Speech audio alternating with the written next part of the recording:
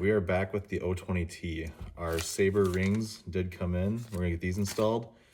Figure I'd let you guys know what I did while I waited for the rings to come in. A couple little things. Cleaned up the ignition coil. I did go ahead and plug the accelerator pump on the carburetor. I have a video on that if you wanna go watch that and why I do that.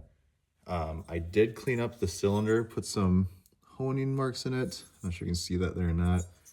I cleaned up the exhaust a little bit. Porters don't come for me. I am not, nor do I claim to be a porter or polisher for that matter, but looks okay. I am gonna go ahead and get the rings thrown on this, get some gasket maker in here and glue this thing together. So really quick, I thought I would show you how bad the original rings were in this. So that's the original ring right there on top and the new one's on the bottom.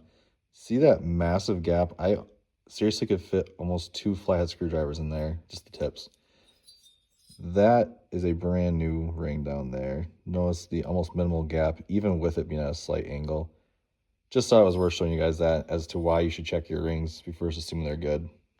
It's the next day and we're back here with the 020T and we're pressure vac testing. We're currently holding 10 PSI vacuum, well, a little bit, actually about 11. I wanted to mention something about the intake manifolds on these since I ran into an issue with this one. This is an aftermarket one from Wolf Creek Saw Shop.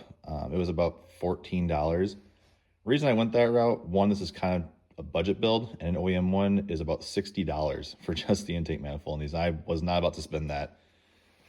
Little more work though, because it was leaking at the base, and you'll see down here, I took some gasket maker and just shoved it down in there, let it dry overnight, and now it's holding just fine, no issue at all. All right, one more quick thing before I put this thing together.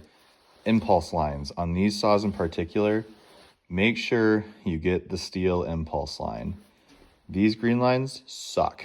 This was on a saw for testing for maybe 30 minutes. And it's already hard. So get the Stihl ones. It'll be worth it in the end. Don't hate yourself 10 months later.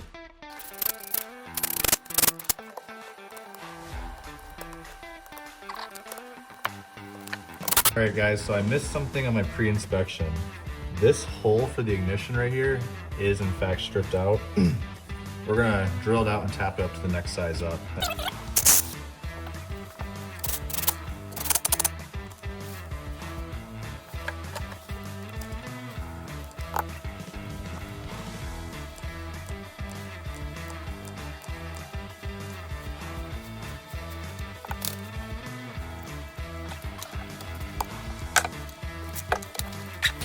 So I realized I might have misspoke. We went with the helicoil the next size up.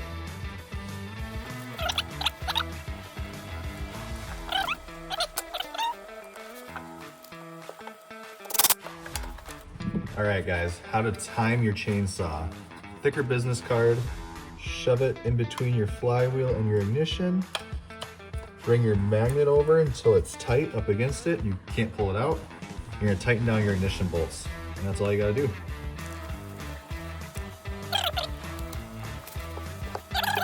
One thing I've noticed about people with these handles, they like to dismantle them to take them off. You can actually take your handle off and put it back on as one piece. I suggest doing that. I just realized I forgot about that. Also, a little trick to these, because these are kind of a pain to tighten down. Take a bolt that is the right size, put it in there, and use that to tighten the buffer.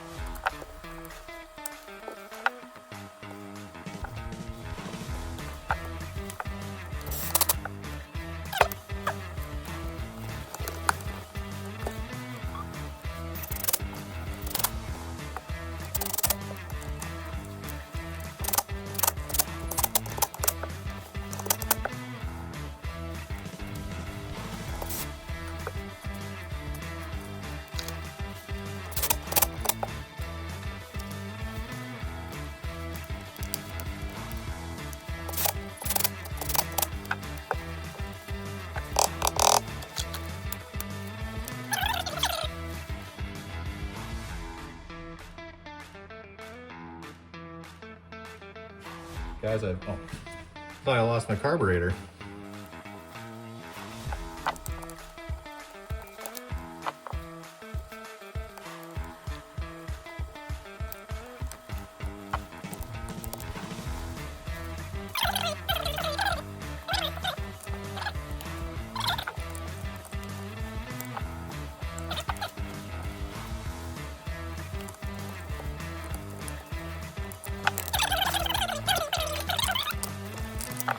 Little tech tip, get yourself the caulk sealing tips.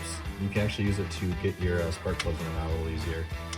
Works pretty decent. It's not a perfect solution, but works better than nothing.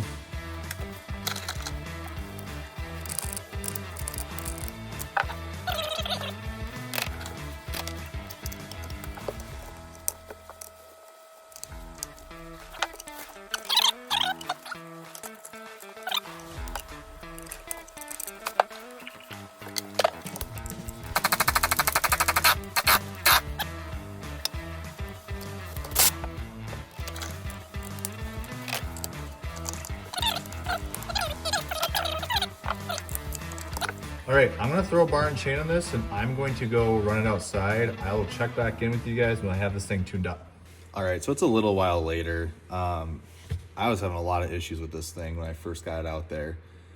So the saw is torn down now to the handle at least. That's where we're at. I noticed it wasn't going into the half choke position, so your high idle start. What I found when I tore it into it finally, this is hard to see on these, see the front of those? So whenever you have your choke on, you bump it forward into your high idle start, it sits on this little knob right here, which is what's missing on there. So we're gonna replace this and we'll go back at it. We're back from outside. You'll notice obviously the clutch cover. I am going to buy a new one. This is the best I could find in my collection. I hate it. Other thing that we might be changing, I had to rewire the shutoff switch, so you see that big red wire sticking right out the front. It's not gonna hurt anything, I just don't love how it looks. You'll also notice maybe that this is not the exhaust that I cleaned up for this. There's a reason for that. Working with somebody to get something kind of special for this thing. I'll show you that when it comes in. But otherwise,